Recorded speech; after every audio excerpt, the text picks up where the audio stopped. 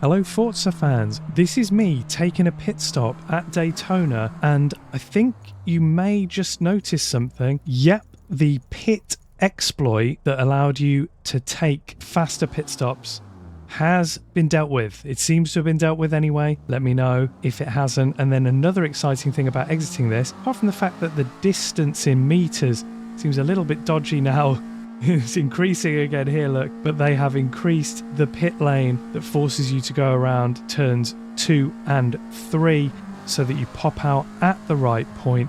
Here we go, rejoining the track. So those are two pretty positive improvements for update 6 of Forza Motorsport. Now, I know some people have played this update down because there's no track update. Some of the car pass cars and other models look like they are old and not particularly interesting, so it was easy to skim over this one, but I actually think this is a Forza W. As you'll see, a car I got to level 50 there had a bunch of XP available for me to upgrade the car, but now we have a situation here, look, where I'm upgrading a car on car level 1 that I've not bothered driving at all. I'm just going absolutely crazy, just adding everything, engine swap, you name it.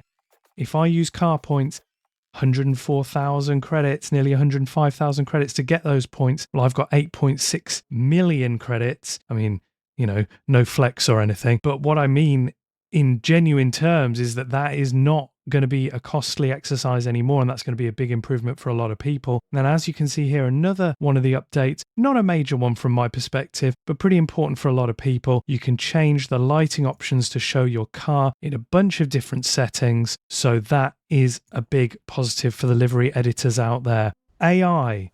Of course I was going to get excited about this one. They've apparently improved AI, but I think they've tried to play it down.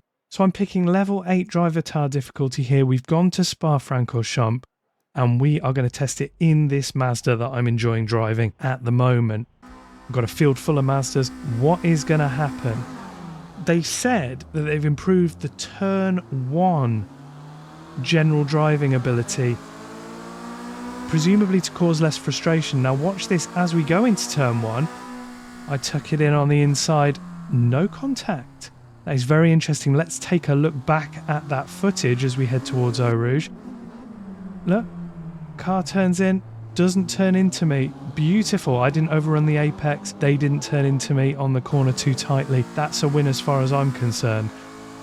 Before we get too excited, let's go a little deeper into this race, shall we?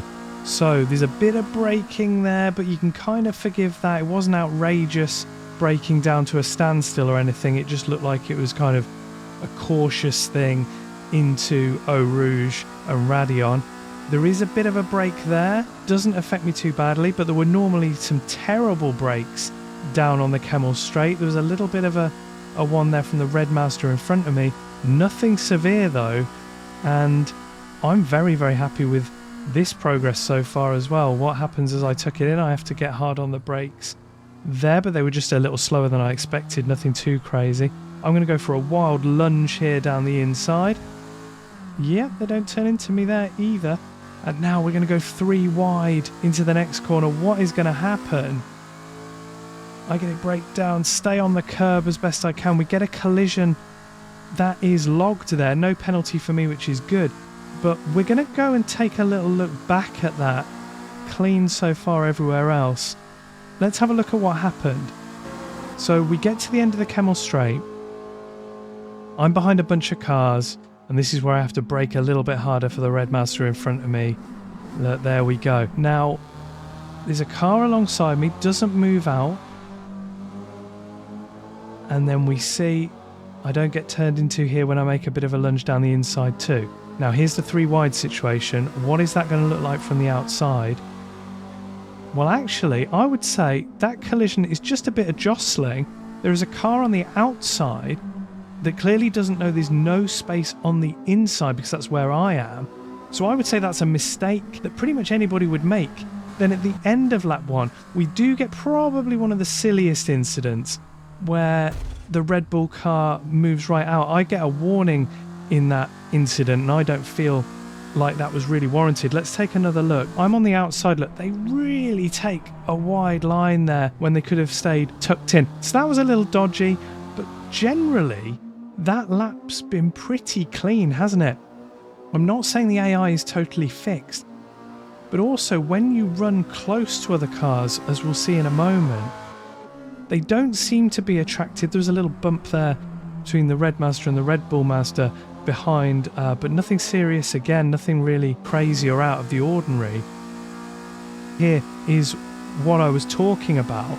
I get a good run onto the back stretch on the run to Blanchimont, and I go for the move. I take a really tucked in inside line, actually kick up a bit of dirt there, thinking, uh-oh, this is a place where I often come together with cars. And we are going to look at the outside external view of this look, and I get really close deliberately, and they are just not magnetically attached to me at all. I feel like Turn 10 may have played this down a little bit. The improvements they've made to maybe make contacts a bit less in turn 1 have made a general AI improvement. They seem far less likely to be magnetically attracted to your car when you're driving alongside. They seem far less clumsy in corners. They seem to brake adequately when they're behind you. They seem to not turn in too harshly into the side of you. I think that is a really good improvement. Let me know in the comments what you think. Have you noticed any improvements? Maybe was I lucky with Spa? Are there other tracks where they're still not great? Are they not great with maybe faster cars, but the Mazda as a slower car was just quite forgiving because the pace is less? Hopefully if they make other improvements to them over the next few updates, we might be looking at a serious case where this game is where it should have been all along. As we go through Pujon, I am going to catch again, and I'm going to properly try and race them. This is level 8 AI, don't forget, so I'm not expecting it to be a walk in the park. We get tucked up. I think I'm going to get a good exit here. I do get a better exit, so I go for a cheeky move down the outside. They don't move into me. Look, they squeeze me close, but don't move into me. But then they do suffer, look, as I overtake them from that little AI quirk that they seem to have where they sometimes overdrive into a corner if you're battling them. That's clearly not fixed, but they haven't claimed that it's fixed, but it was still a great battle for a few corners. It looks like perfectly natural racing though. Looks great in a replay, and I really enjoyed that.